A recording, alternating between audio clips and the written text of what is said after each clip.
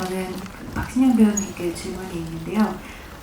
우선 굉장히 오랜만에 이제 스크린 출연하신 거라 좀 시간이 좀 걸린 거에 대해서 궁금하기도 하고 반갑기도 한 마음에 좀 그 계기를 좀 여쭤보고 싶고요. 또 하나는 지금 말씀하신 것처럼 오컬트랑 휴먼 드라마가 합쳐진 장르인데 기존에 좀 오컬트에 대해서 이 장르에 대해서 어떤 인식을 갖고 계셨는지 촬영을 하시면서는 좀 어떤 부분을 부각하고 싶으셨는지 궁금하고요. 현석 감독님께도 박신영 배우님 꼭 이 역할이 필요하셨던 이유 좀 여쭤보겠습니다.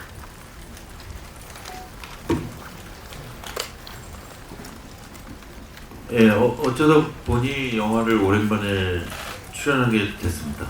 그동안에 드라마를 했었고, 그 다음에 그림도 그렸습니다. 그림 그리면서 전시도 하고, 그림도 그렇고 드라마도 그렇고 많은 시간을 들여야 되는 것들이기 때문에 어떻게 하다 보니 영화를 오랜만에 하게 됐습니다.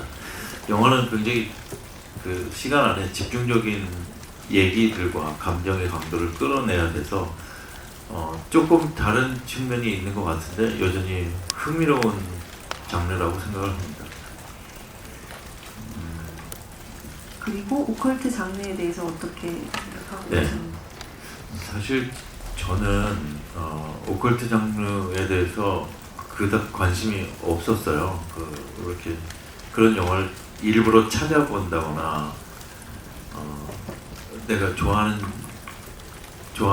뭐 그런 소재다고 생각을 안 했었는데요.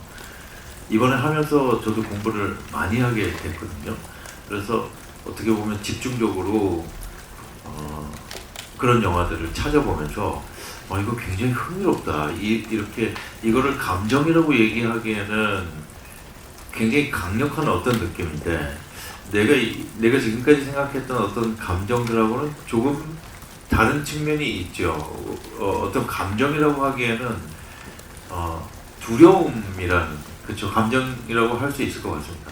두려움이 극대화되는, 그래서 보통 영화에서는 상대방이라든지 그 다음에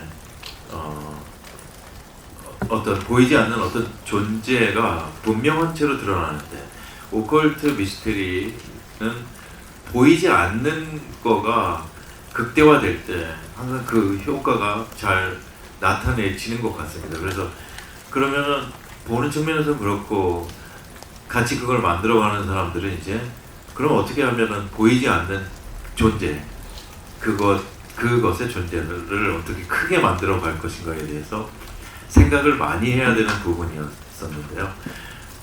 그래서 할 얘기가 되게 많았어요, 생각보다. 좀 안 어울릴 것 같은 장르가 같이 있는 것도 그렇고, 그 다음에 안 보이는 존재를 어떻게 크게 만들어 갈 것이냐에 대해서 회의를 많이 했는데요. 제가 한번 세보니까요, 10시간짜리 회의를 한 100회 정도 한 것 같습니다. 상당히 많이 했고요. 많이 그런 점에 신경을 썼던 것 같습니다.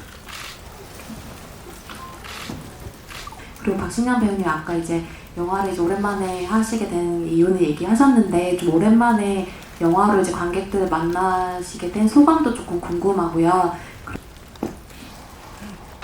감정적으로는 동의를 하기는 어렵겠지만 무서움과 공포의 감정은 굉장히 본능적이고 강력한 것 같아서 그런 거를 만들어내는 게 재미있었고요.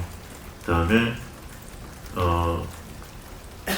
계산만 가지고 되지 않는 것 같아요. 그게 이렇게 하면 이렇게 되는, 도식적으로 일어나지 않는 것 같아서 그게 불러일으켜지도록 하는 거는 어디에 최선을 다해야 되는가에 대해서 굉장히 어떻게 보면 다른 종류의 감정을 만들어내기 위한 숙제로 가득했었던 작업 과정이었던 것 같은데요.